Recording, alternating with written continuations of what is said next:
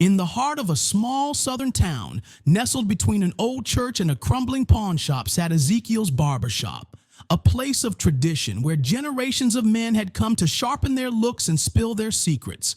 But whispers floated around town. Some men left Ezekiel's chair with fuller, richer hair, while others inexplicably found themselves thinning, balding, fading away. Some hailed him as a miracle worker, others cursed his name, yet none could explain why.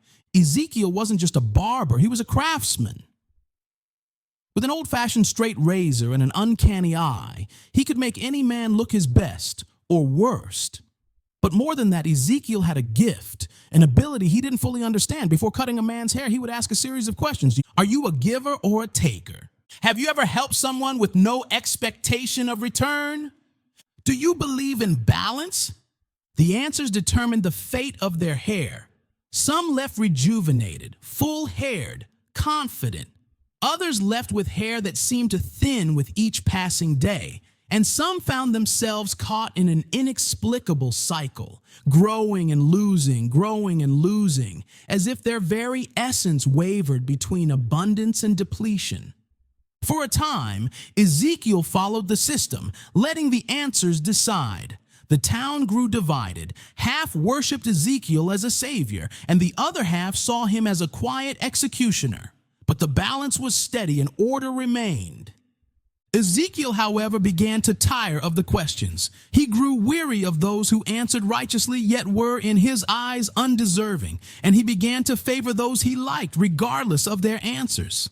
One day, a man walked in, a scoundrel by all accounts, a gambler who had wronged half the town. He answered poorly, but Ezekiel liked him. He gave him full, rich hair, restoring him as though he were a saint.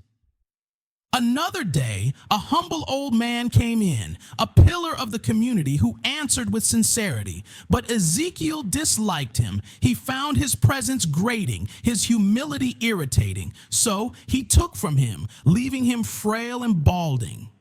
The balance shifted. Chaos seeped into his work. Some men's hair would grow wildly overnight and fall out the next day. Others would wake to find half their head bald, the other untouched. The town whispered louder now, not just of miracles and curses, but of something unnatural, something unholy.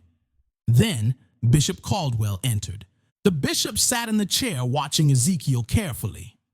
"You still asking the questions?" he inquired. Ezekiel hesitated, fingers tightening around his razor. "I know who deserves and who don't." Caldwell's gaze darkened. "That ain't your place," Ezekiel scoffed. "And whose place is it then?"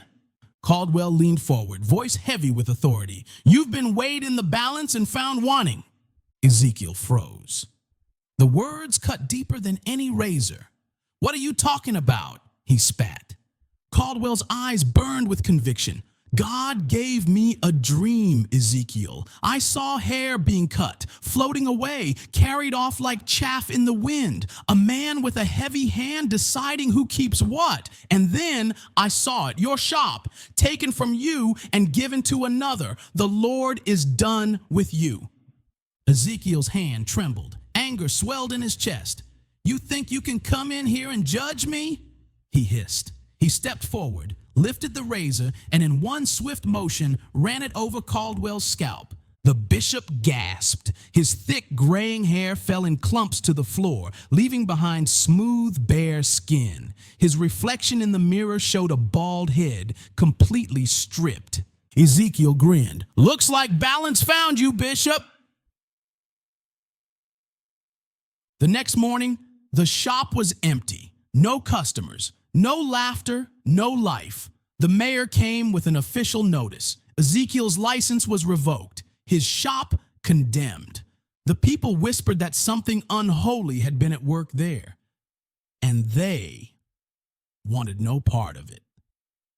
Days later, the sign in Ezekiel's window read, "Closed indefinitely." Dust gathered on the chairs, the scent of sandalwood fading. No one dared enter. Meanwhile, Bishop Caldwell stood in his pulpit that Sunday, his bald head gleaming beneath the church lights. His voice was stronger than ever, delivering a sermon on pride, justice, and divine judgment. The congregation murmured in agreement, but some whispered about the barber's final act, about the man who had decided who kept their crown and who lost it. Epilogue.